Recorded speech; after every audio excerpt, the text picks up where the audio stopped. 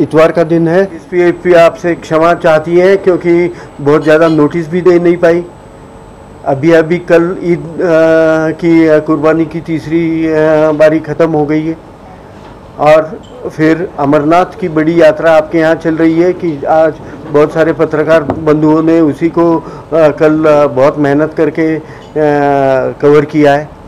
इस पहली दफ़ा ये अमरनाथ यात्रा हो रही है कि लोकल्स का इतना सपोर्ट इस अमरनाथ यात्रा को मिल रहा है और इतनी कठिनाइयों को झेलते हुए आप लोग यहाँ पे आए हैं।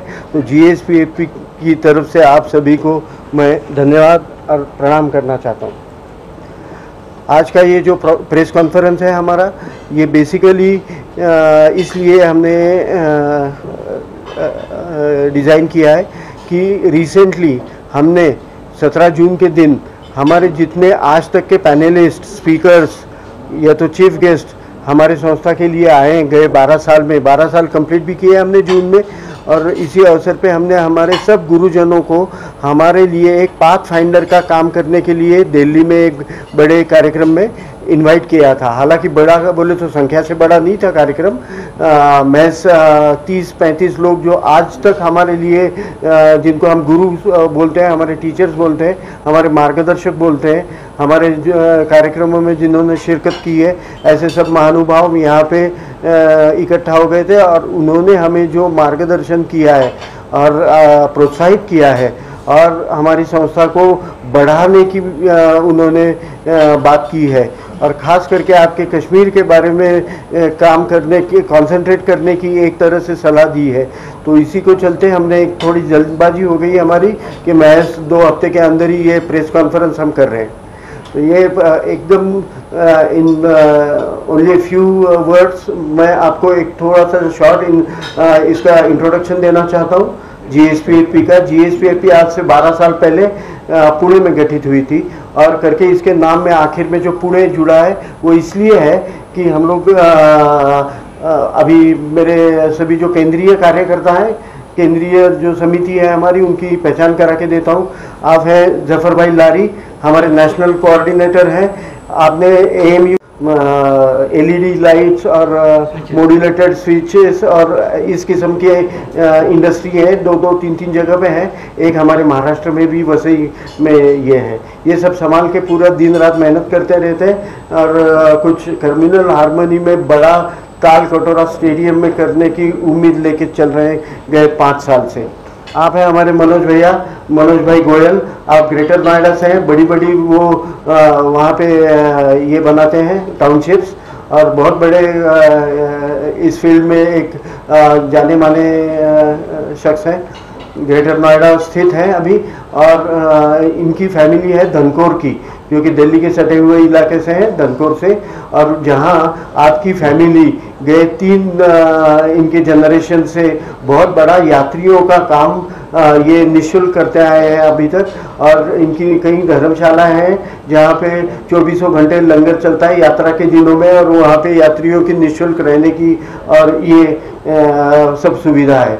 आपका एक 5000 बच्चों को महज 1 रुपया फीस में ये चलाते हैं। और जिस स्कूल को आप कह पाएंगे कि एक कम्युनल हार्मनी का एक जीता जागता उदाहरण है कि जितने वहाँ पे हिंदू बच्चे उतने ही मुसलमान बच्चे हैं, उतने ही सभी cutting across cast, creed and religion, आप सब 5000 बच्चों को 1 रुपये फीस तक 12वीं कक्षा तक पढ़ाते हैं। फिर आपकी एक बहुत बड़ी गौशाला है जो कि टोटली नॉन कमर्शियल बेसिस पे चलाते हैं और 1100 गौ हैं जिनको जो दूध नहीं देती है ऐसी गाय उन्होंने वहाँ पे रखी है। आप हैं हमारे John Varghese. John Varghese basically Mumbai से हैं, ये हमारे जनरल सेक्रेटरी हैं। ये एक आर्मी फैमिली से आते हैं, देवी नगर में इनका पूरा बचपन गुजर रहा है और हमेशा फौज के साथ इनका कोऑपरेशन रहा है। हर कोई अच्छी चीज़ में इनका नेशनलिज्म की कोई भी चीज़ हो तो इनका बहुत बड़ा कोऑपरेशन रहता है। इनका छोटा मोटा कार्डामम का बिजनेस है। बेसिकली ये आप हैं केरला से। मैं डॉक्टर आनंद भागवत हूँ, मैं रेडियोलॉजिस्ट हूँ पेशे से। मेरा क्लिनिक और घर में पुणे में है, महाराष्ट्र में। तो हम लोग जब इकट्ठा आए पुणे में इसलिए और फिर ये बहुत सारे ब्रेनस्टॉर्मिंग के बाद में हमने एक टोटली नॉन पॉलिटिकल और रियली सोशल सर्विस के हिसाब से, अभी किसी ने टीका टिप्पणी की कि आप घर छोड़ के किसी भी सोशल काम में आ गए तो ये आपकी एक पहली स्टेप पॉलिटिक्स में हो ही गई, लेकिन क्षमा चाहते हैं आपसे, लेकिन हमारा कोई ऐसा इरादा नहीं है।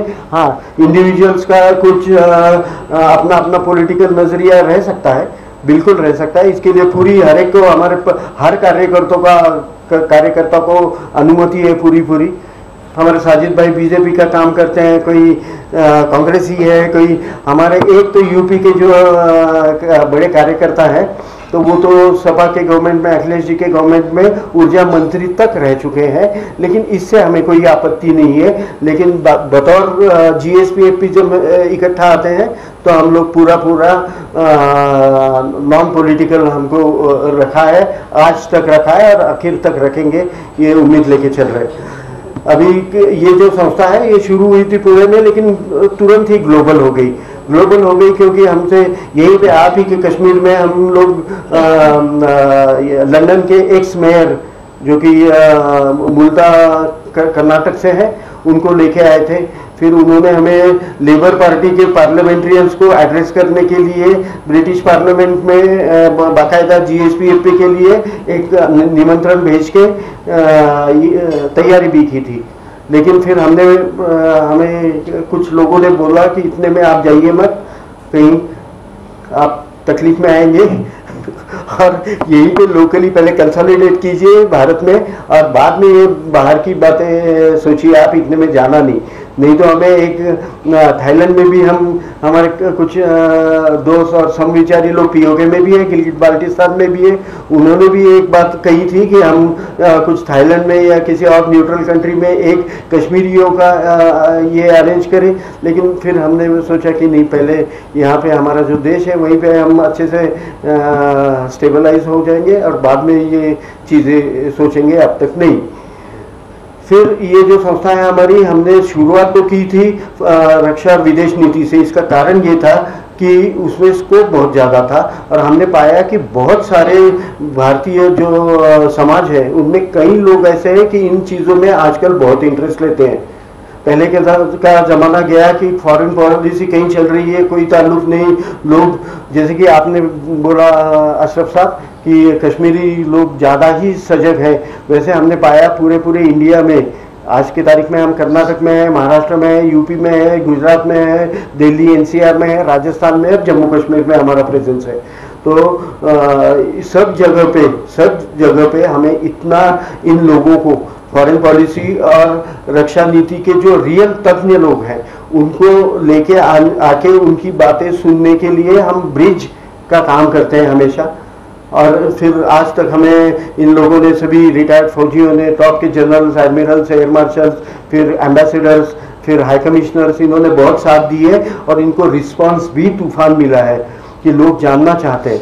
और हम भी ये सोचते हैं कि अगर भारत की जनता अगर इसके बारे में सजग है, अपनी फॉरेन पॉलिसी क्या है, अपनी रक्षा पॉलिसी क्या है, क्या होना चाहिए, क्या नहीं होना चाहिए, तो इसका भी एक प्रेशर इन चीज़ों पे भी अपने आप असर आ जाता है, अच्छा, इन ए पॉजिटिव वे, कि अगर लोग ज़्यादा सजग हैं तो आप पे ज़्यादा प्रेशर है कि आप सही अपनी रक्षा विदेश नीति बढ़िया तरीके से चलाएं।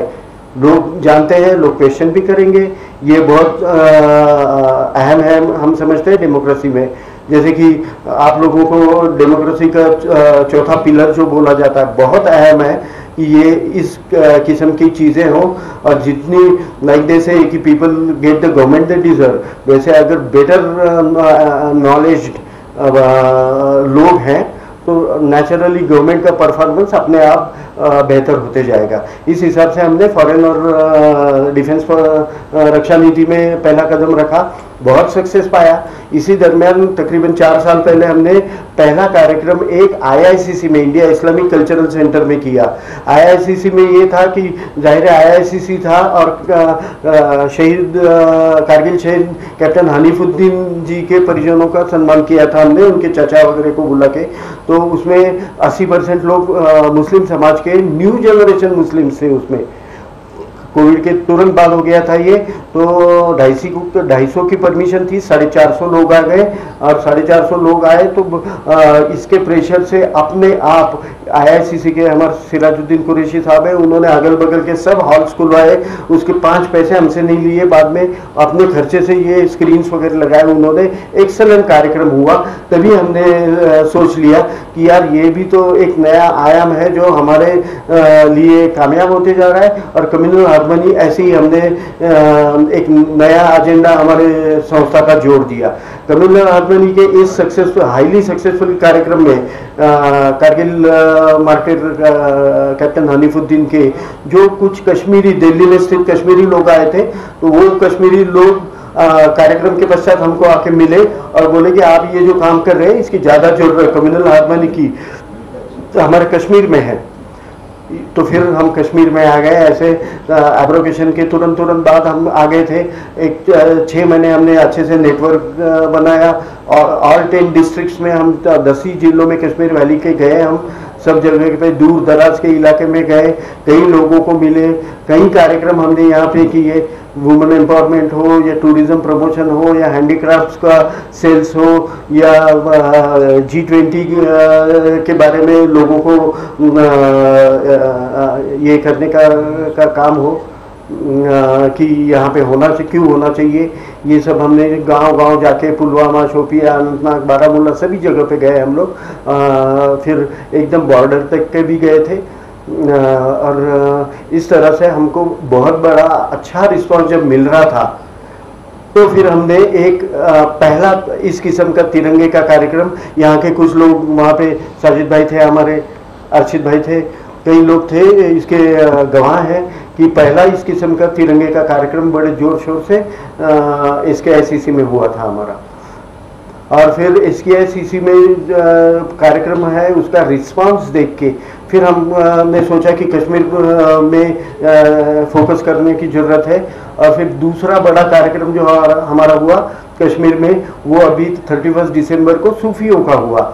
सभी सूफी कम से कम 10 आस्थान से हमारे यहाँ सूफी लोग आए थे। बोले तो सूफी आस्थानों की इंतज़ामिया कमेटीज आई थी, बहुत सारे सूफी इसके स्कॉलर्स हैं जो फिर गनाई साहब जैसे कोई इसमें के सूफी संगीत के माहिर हैं, ऐसे सब लोग आए थे। इसको एड्रेस किया था हमारे honourable governor of Kerala Arif Mohammad Khan sahab ने, कि जो खुद ये सूफीज़म की बहुत मालूमात रखते हैं, एकदम विद्वान है। उनकी बहुत सारी बातें हुई, कम्युनिकेशन हुआ। बाद में कार्यक्रम के पश्चात उनको कई आस्थानों ने आमंत्रित भी किया था, जैसे कि चरार शरीफ में गए थे हमारे यहाँ, बुलबुल शाह, चरार शरीफ, अशमुकाम, पखरपोरा, ऐसे कई हजरतबाल, कई आस्थानों से सब सूफी लोग थे। उनके कुछ प्रॉब्लम्स थे कोई उनकी, तो वो हमारा बेसिकली काम जो मैंने बोला आपको कि we try to be just a bridge between people.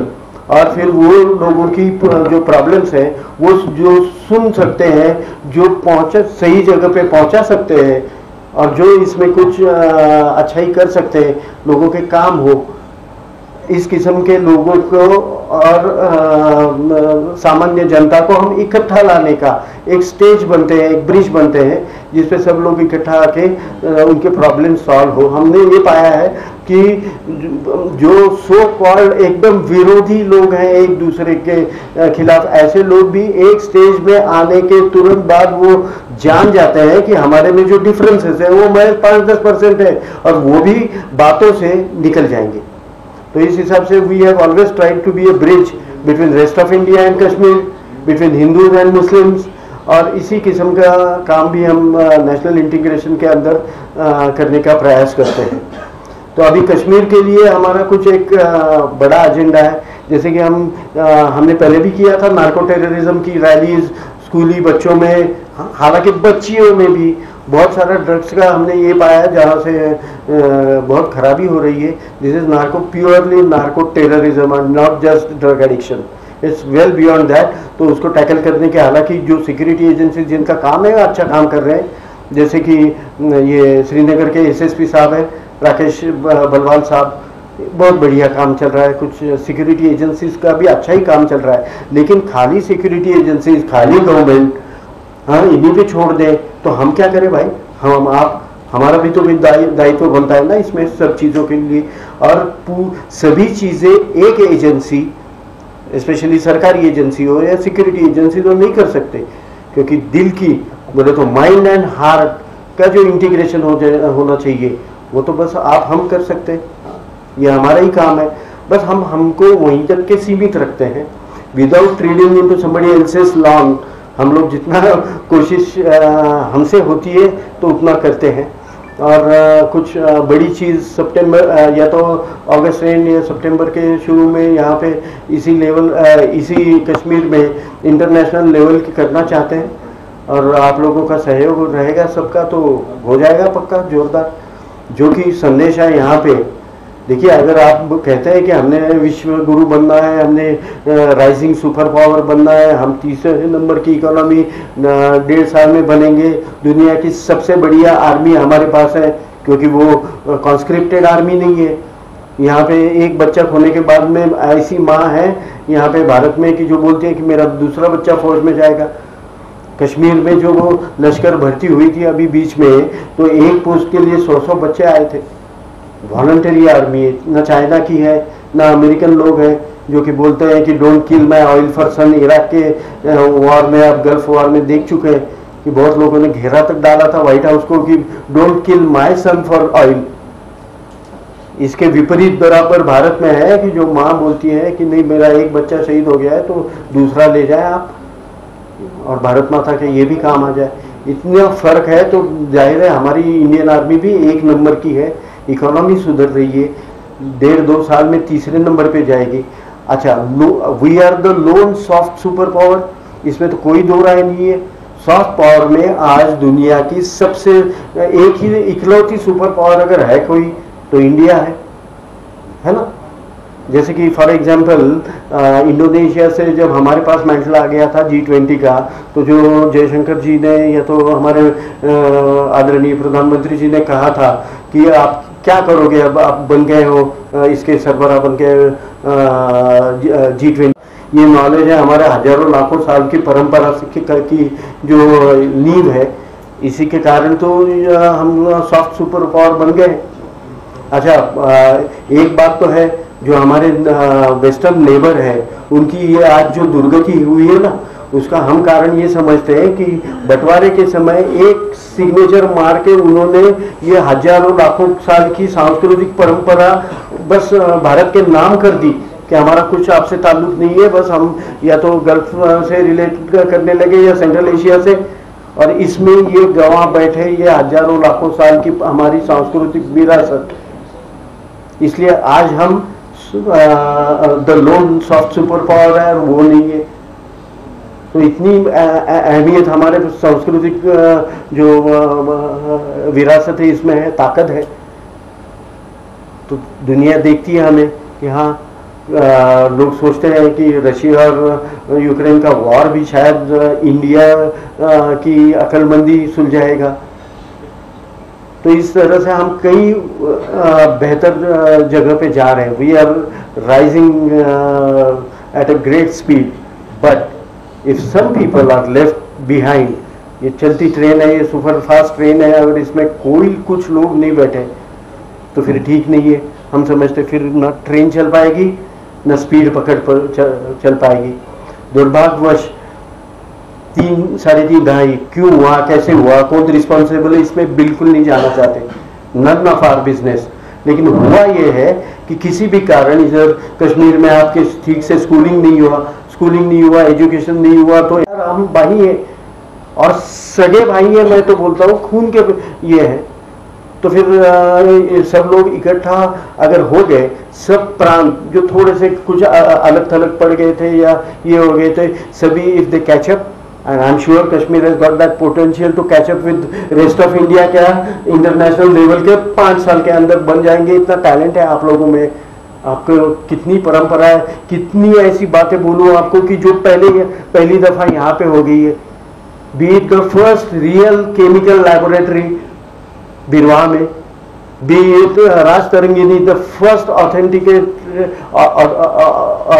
Authentic history book फिर से ये शंकराचार्य ने यहीं पे की थी, नंद ऋषि हो या नूरुल आलम हो, लल्ला आरिफा हो या लल्लेश्वरी हो, कुछ फर्क नहीं पड़ता। ये this is all talent, this is all brain, हमको विरासत में मिला है। तो इसी को लेके, और रेस्ट ऑफ इंडिया भी कहता है ना आपको कि आप शीर्ष हो इंडिया का, तो शीर्ष के बिना चलता है क्या? शरीर चलता है, बाकी कुछ नहीं चाहते। और इसी के लिए कुछ काम करने की कोशिश कर रहे हैं आपकी मदद से। इसके वर्कशॉप चलाएं। अभी हम soon with in a months time, हम पहले जो छोटा एक बड़े के पहले एक जो छोटा कार्यक्रम करना चाहते हैं, उसमें कुछ डायरेक्टर जनरल मिलिट्री इंटेलिजेंस जो रहे हमारे, तो उनको लेके आके नार्को टेररिज्म पे एक अच्छा खासा स्कूल और कॉलेज और मदरसा के बच्चों के लिए एक कार्यक्रम यहाँ पे करना चाहते हैं कि जहाँ वो समझाएंगे।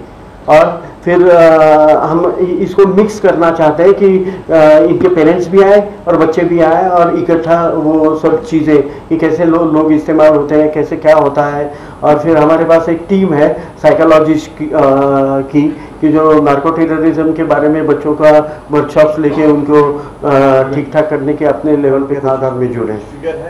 नहीं, फिगर नहीं है, लेकिन देखिए हम सभी मेजर प्लेसेस में गए, all 10 districts we have cover, Kupwara से लेके हम कुलगाम तक सभी जगह पे जा चुके हैं।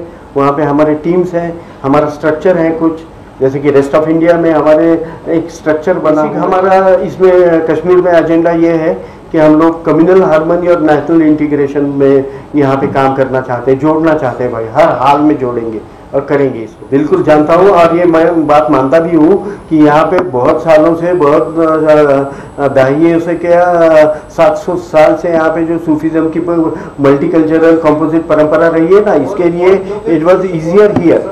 जो प्रचार किया जाता है, जैसे तो आपको हम बिल्कुल कहना चाहेंगे कि जैसे कि आप दुखी है ना, या तो मुसलमान दुखी है कि ये कश्मीर फाइल्स का हम लोगों को कितना तकलीफ हुआ है पूछिए।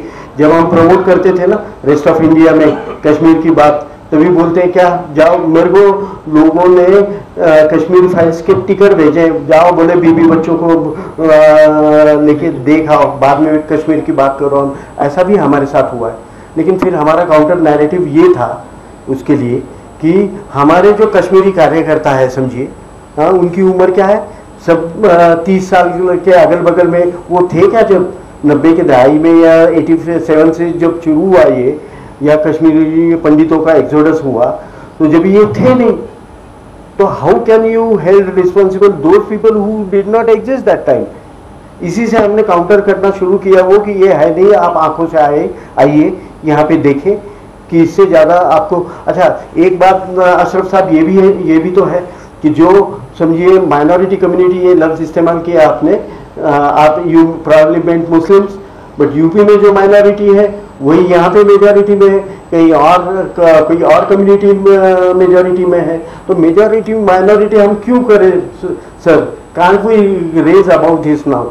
We have such a common thing, इतनी बड़ी विरासत और इतना बड़ा, अब हमारे पास एक मेडिकल प्रूफ है कि हम लोग एक दूसरे के भाई है, प्रूव जेनेटिकली कि हम एक ही है। बस क्या फर्क है सर? बस पूजा पद्धति अलग है, कोई ऐसी इबादत करेगा, कोई ऐसा ना हो, क्या फर्क पड़ता है इससे? ये अगर हम if we rise beyond this, तो कोई हमारा राइज कभी रोक नहीं सकेगा। यही तो एक मेजर प्रॉब्लम है, उसी के लिए हम हमारा जितना थोड़ा बहुत हो सकता है। हाँ, मिनिट्स ऑफ ड्रग्स, जैसे मैंने अभी आपको बोला कि वो जो कुछ बड़ा इंटरनेशनल करना चाहते हैं, उसके भी पहले हम अगर कुछ करना चाहते हैं तो इसी पे नार्को टेररिज्म हमने नाम दिया है उसको, और उसी में उसकी के अंदर not just you know blaming some other neighbouring country, इतना ही हमारा मकसद नहीं है। हम कुछ इसमें से पॉजिटिव वे में सुधार भी करना चाहते हैं। हमने एक टीम भी बनाई है साइकोलॉजिस्ट और साइकियाट्रिस्ट की। मैं डॉक्टर हूँ तो मेरे कलीग्स हैं, कई लोग आने को तैयार है, राजी खुशी आने के लिए तैयार है, और इसमें हम काम करना चाहते हैं। कई स्कूल्स अभी समझिए, आपका तारिक साहब है हमारे, उनका एक गजाली करके यहाँ पे एक बहुत फेमस स्कूल है, तो वहाँ पे भी हम, हालांकि उनके एकदम नन्हे मुन्ने छोटे बच्चे हैं कि जो आज की तारीख में वो नहीं बन सकते टारगेट, लेकिन कॉलेजेस में ये वो दिल्ली पब्लिक स्कूल से बात चल रही है, हमारी कई जगह पे चल रही है कि ये इसके बारे में हम क्या चाहते हैं आप। और दूसरी बात, जैसे कि हमने बोला आपको कि 17 जून का हमारा जो दिल्ली में एरो सिटी में जो कार्यक्रम हो गया था, वो हमारे गुरुजियों का सम्मान भी करना चाहते थे और इनपुट्स भी लेना चाहते थे। वैसे ही हम एक टिपिकल ऑर्गेनाइजेशन नहीं है कि जो इसमें से कुछ खुद के लिए बेनिफिट ले या ऐसा कुछ करे, इसलिए एवरी इम्पोर्टेंट आप जो कि जैसे कि अभी मेरे को पता चला, मेरे को इतना पता नहीं था, हजारों बार आपको टीवी पे देखा था, सुना था, लेकिन ये नहीं पता था कि आपने यहाँ पे कब से काम किया है। तो आप लोगों के बोले तो हमारे पत्रकार बंधुओं के जो एक्सपीरियंसेस है ना, वो भी चाहते हैं, आपको भी गुरु ही मानते हैं हम। We need all those inputs, कैसे काम करें भाई, आप भी हमें समझाइए। हम ऐसे कुछ एकदम सुलझे हुए खुद को पन्ने घास समझने वाले लोग हैं नहीं, जमीन से जुड़े हुए आम लोग हैं हम। सर देखिए, ये तो पॉलिटिकल क्वेश्चन हो गया आपका, तो will stay away from it. वैसे आप एकदम नम्रता से कहते हैं, we might have individual opinion, Zafar भाई का कुछ कहना रहेगा, इनका कहना रहेगा, लेकिन बतौर GSPFP we steer clear of politics. फिर भी आप बोलिए ना कि इसका फायदा नहीं होगा फ्यूचर में। हाँ? अगर आपका यहाँ का कम से कम जो पिक्चर, मैंने तो आपको रेस्ट ऑफ इंडिया की भी बात कही, फर्स्ट हैंड मैं बोल पाऊंगा कि क्या इमेज थी कश्मीर के बारे में। कई लोग बोले, अरे मैं जब यहाँ पे आता हूँ ना, तो कई लोग मेरे को बोलते हैं, यार पागल कुत्ते ने काटा है क्या को यार, तो हंसी खुशी बैठ इधर, अच्छा खासा रेडियोलॉजी है आपका, क्यों जा रहे हो मरने को वहाँ पे इतना। हालांकि मेरे को यहाँ पे, मैं कहीं भी गया हूँ, एकदम इंटरलैंड में गया हूँ, जब कोई सिक्योरिटी अगल बगल में नहीं रहती थी, जब भी गया हूँ, यहाँ के लोगों के घरों पे रहा हूँ, गुज्जर बकरवालों के घर पे रात को मैं आई हैव स्टेड देयर। अरे कुछ भी नहीं है, कुछ भी मेरे को बावजूद इसके कि मेरा सरनेम भागवत है, मेरे को कभी तकलीफ नहीं हुई, बस प्यार मिला है यहाँ पे। लेकिन ये बात पहुंचनी तो चाहिए ना वेस्ट ऑफ इंडिया में, जो हम पुरजोर कोशिश कर रहे हैं जोरदार। हम 35 कश्मीरी बच्चों को एक 1.25 साल पहले मुंबई होटल लीला में लेके गए थे यहाँ से, और वेस्ट ऑफ इंडिया के 300 आलिम किस्म के मुसलमानों को, जिसमें इंडस्ट्रियलिस्ट थे, राइटर्स थे, मीडिया पर्सन थे, कुछ देवबंदी स्कॉलर्स थे, इनमें लेके गए थे जानबूझ के कि ये देखिए, ये बच्चे जो आप समझते थे यार पत्थरबाजी करते हैं, ये करते हैं, इंडियन आर्मी से भिड़ते हैं। मैं बोला देखिए, इसमें साजिद भाई थे हमारे और शाहिद भाई थे, उनको पूछिए, इनके अगल बगल में इनको छोड़ा ही नहीं। वो रेस्ट ऑफ इंडिया से जो आए थे ना, हालांकि वो कोई चांसलर था, कोई वाइस चांसलर था, कोई बहुत बड़ा देवबंदी स्कॉलर था, डॉक्टरेट था, तो ये लोग जो इनके अगल बगल में बैठे ना, तो इन लोगों को पूछिए, छोड़ा नहीं। कैसा है कश्मीर, क्या है आजकल, जानना चाहते थे इनसे। तो ये भी तो काम हो रहा है ना। वैसे ही काम G20 ने शायद पूरे दुनिया में कर दिया है।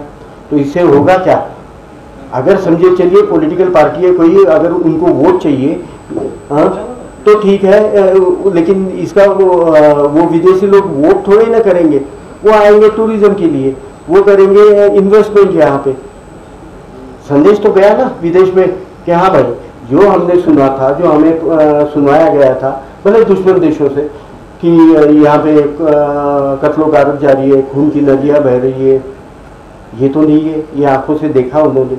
हाँ, पूरी एक दिन आर्मी हटा दीजिए, देखिए कश्मीर अलग हो जाएगा, ये चीज़ें हैं नहीं, ये कम से कम इंटरनेशनल कम्युनिटी में देखा है, ये पक्का फ़ायदा है। कल को जाएगा, जाके आएगी यार, इन्वेस्टमेंट आएगी, सब आएगा, फ़ायदा तो कुछ ना कुछ पक्का हुआ है। दो वी आर नॉन पॉलिटिकल, ऐसा है कि गवर्नमेंट ने कुछ अच्छा काम किया है तो वो तो भी तो हमने कहना चाहिए ना कि हमारे ख्याल से कम फ़ायदा हुआ है। अच्छा, हम इसका कोई क्रेडिट ये वो लेना नहीं चाहते कि पहला कार्यक्रम मैंटल जब change hands Indonesia to India, तभी हमने यहाँ निशाद गार्डन में किया था। 200 बच्चों को लेके आके पहले उनको समझाया कि भाई ये इसका एक आध भी सेशन आपके यहाँ हो जाए ना, तो मैं बोला इंफ्रास्ट्रक्चर अपने आप बनता है, फिर इन्वेस्टमेंट आएगी, फिर टूरिज्म बढ़ेगा, देखिए उसका कोई क्रेडिट हमें नहीं चाहिए बिल्कुल 0% कहिए आप, लेकिन टूरिज्म तो बढ़ा है ना। 1.5 करोड़ लोग इस साल में रिकॉर्ड है, दहाइयों में इसके पहले नहीं आया इतना टूरिस्ट आया है यहाँ पे। हो रहा है, काम हो रहा है। ये भी हटाना, इसमें हमारा योगदान बिल्कुल है। हम कोशिश हमारी तरफ से कर ही रहे कि ये जो धूमिल प्रतिमा है कश्मीर की, ना जाओ वहाँ पे, नो गो जोन, इस किस्म से लोग देखते हैं तो वो हट रहा है।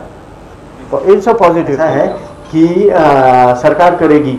कल को जाके जम्मू कश्मीर के आवाम की भी सरकार, आज नहीं तो कल स्टेटहुड पाने के बाद में होगी ही, लेकिन फिर भी वो सरकार है। सरकार कई चीज़ें कर सकती है, कोई ज़्यादा कर सकती है, उनके पास पावर है, उनके पास फंड्स है, उनके पास अधिकार है, उनके पास सब है, लेकिन फिर दिल को और मस्तिष्क को जोड़ने का काम सरकार कर पाएगी। जो इंडिविजुअल्स आप कर पाएंगे, मैं कर पाऊंगा, आप कर पाएंगे, ये सरकार नहीं कर पाएगी यार। जो हार्ट एंड माइंड इंटीग्रेशन है ना, वो सरकार की कैसे जिम्मेदारी है भाई? हमारी है, हमारे लिए होना है, हमारी जिम्मेदारी बनती है कि हम कुछ ऐसा एकदम फलाना डिक्लेरेशन कर दिया, ये तो है नहीं हमारे पास। लेकिन जो मैं चाहता हूँ कि हर एक की है, ऐसी तो पावर बनेगी, ऐसी तो इंटीग्रेशन होगा। इंटीग्रेशन कहाँ होता है? खाली ब्रिज बनाने से, इंफ्रास्ट्रक्चर बनाने से, यहाँ पे बड़े बड़े उद्योग लगने से थोड़ी ना होगा। इंटीग्रेशन तो दिमाग से होता है, दिल से होता है। वो उसमें तो जगह है हमारे लिए काम करने की, वो पक्का करेगी। देश हमारा भी है, आपका जितना है, इनका जितना है।